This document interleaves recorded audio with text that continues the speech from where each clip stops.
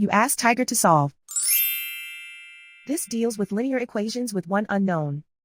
The final result is x equals 11 over 5. Let's solve it step by step. Simplify the expression.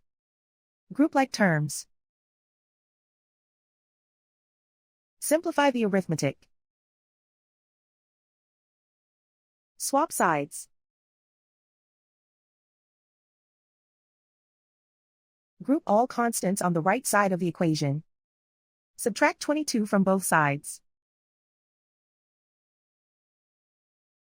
Simplify the arithmetic.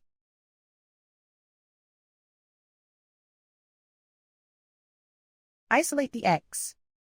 Divide both sides by -10. Cancel out the negatives.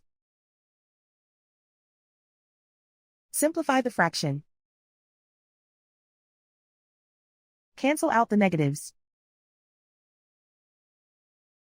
Find the greatest common factor of the numerator and denominator. Factor out and cancel the greatest common factor. And so the final result is x equals 11 over 5.